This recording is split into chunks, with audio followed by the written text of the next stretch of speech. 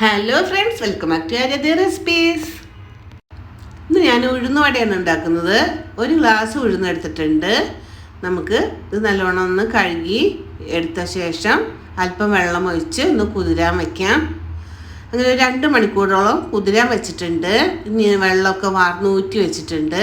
ഇങ്ങനെ മുഴുവനായിട്ടുള്ള ഉഴുന്നാണെങ്കിൽ കൂടുതൽ നല്ലതാണ് ഉഴുന്നുവടയ്ക്ക്. ഇനി നമുക്കൊരു മിക്സിയുടെ ജാറിൽ അരച്ചെടുക്കാം. ചെറിയ മിക്സിയുടെ ജാറാണെങ്കിൽ കൂടുതൽ നല്ലതാണ്. കുറേശ്ശെ അരച്ചെടുക്കണം. അപ്പോൾ ഞാൻ മിക്സിയുടെ ജാറിലേക്ക് ഇട്ട് കൊടുത്തിട്ടുണ്ട്. ഇനി അതിലേക്ക് ഞാനൊരു പച്ചമുളക് കഷ്ണമാക്കി ഇട്ട് കൊടുക്കുന്നുണ്ട്. അതേപോലെ ഒരു കഷ്ണം ഇഞ്ചിയും കൂടിയും ചേർത്ത് അരച്ച് കഴിഞ്ഞാൽ നമുക്ക് ഉഴുന്നുവടയ്ക്ക് കൂടുതൽ ടേസ്റ്റാണ്. ചെറിയ കഷ്ണം ഇഞ്ചിയും ഒരു പച്ചമുളക് ഇട്ട് കൊടുത്തിട്ടുണ്ട്. നമുക്ക് അരയ്ക്കാൻ ആവശ്യത്തിന് 2 ടീസ്പൂണോളം വെള്ളം ഒഴിച്ച് കൊടുക്കുന്നുണ്ട്. വെള്ളം കൂടി പോകരുത്. അങ്ങനെ ഞാൻ ഉഴുന്ന് അരച്ചെടുത്തിട്ടുണ്ട്. ഇനി അതിലേക്ക് നമ്മൾ ചേർക്കാൻ പോണത് സവോള ചെറുതായി അരിഞ്ഞത്, പൊടിയായിട്ട് അരിഞ്ഞ സവോള, അതുപോലെ ഇഞ്ചി, ഒരു 3-4 പച്ചമുളക്, അതേപോലെ കറിവേപ്പിലയും അരിഞ്ഞെടുത്തിട്ടുണ്ട്. അതും കൂടി ചേർത്ത് കൊടുക്കുകയാണ്. ഇനി നമുക്ക് തരിയായിട്ട് പൊടിച്ചിട്ടുള്ള കുരുമുളക് ഒരു 1/4 സ്പൂണ് ചേർത്ത് കൊടുക്കാം. നമുക്ക് ആവശ്യത്തിന് ഉപ്പും കൂടി ചേർത്ത് കൊടുക്കുകയാണ്. വേണമെങ്കിൽ 2 നുള്ള് കായത്തിൻ്റെ പൊടിയും കൂടിയും ചേർത്ത് കൊടുക്കാം. ഓപ്ഷണലാണ്. ഇനി നല്ലോണം ഒന്ന് മിക്സ് ചെയ്യാണ്. ഇനി വേണമെങ്കിൽ 1 സ്പൂണോളം അരിപ്പൊടിയും കൂടി ചേർത്ത് കൊടുക്കാം. അരിപ്പൊടി കൂടി പോകരുത്. 1 സ്പൂണ് അല്ലെങ്കിൽ 1.5 സ്പൂണോളം അരിപ്പൊടി ചേർത്ത് കൊടുത്തിട്ടുണ്ട്. അരിപ്പൊടി കൂടുതലായ ഹാർഡാവും. ഇനി കുറഞ്ഞത് ഒരു 2 മണിക്കൂറോളം നമുക്ക് റെസ്റ്റ് ചെയ്യാൻ വയ്ക്കാം.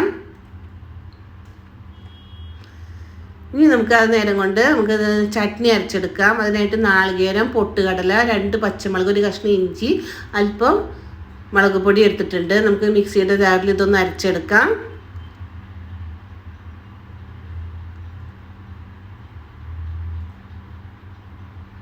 ഇനി അതിലേക്ക് 1 സ്പൂണോളം തൈര് ചേർക്കുകയാണ്. ഇനി ആവശ്യത്തിന് ഉപ്പും കൂടി ചേർത്ത് കൊടുത്ത് അരയ്ക്കാൻ ആവശ്യത്തിന് വെള്ളം കൂടി ചേർത്ത് നമുക്കൊന്ന് നല്ലോണം ഒന്ന് അരച്ചെടുക്കാം.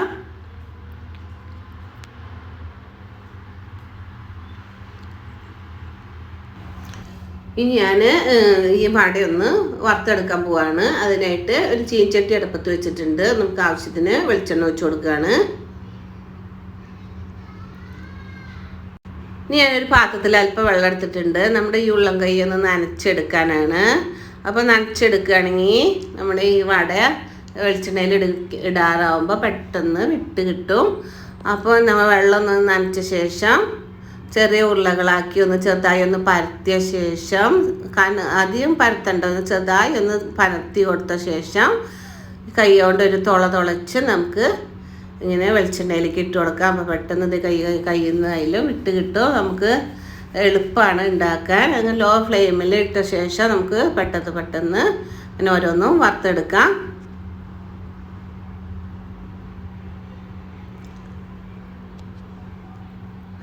ഒരുപാട് നേരമൊന്നും വേണ്ട അതൊന്ന് മൊരിഞ്ഞ് കിട്ടാൻ.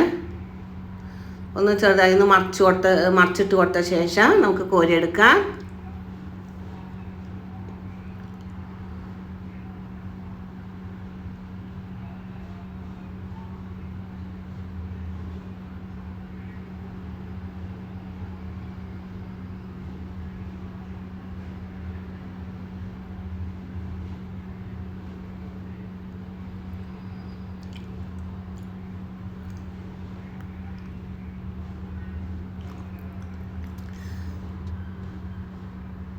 അങ്ങനെ വടയെല്ലാം വറുത്തെടുത്തിട്ടുണ്ട്.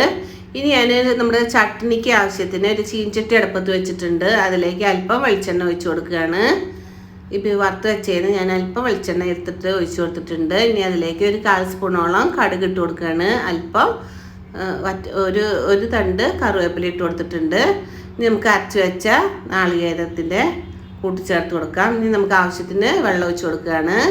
ഇനി ഉപ്പ് വേണമെങ്കിൽ നമുക്ക് ആവശ്യത്തിന് ഉപ്പ് ചേർത്ത് കൊടുക്കാം. ഉപ്പ് നോക്കിയിട്ട് അങ്ങനെ നമ്മുടെ വടയും ചട്നിയും റെഡി ആയിട്ടുണ്ട്. ഇത്രയും വട 1 ഗ്ലാസ് മാവൊന്ന് നമ്മൾ ഉണ്ടാക്കിയിട്ടുണ്ട്. അപ്പോൾ എല്ലാവരും ഉണ്ടാക്കി നോക്കുക. Thanks for watching.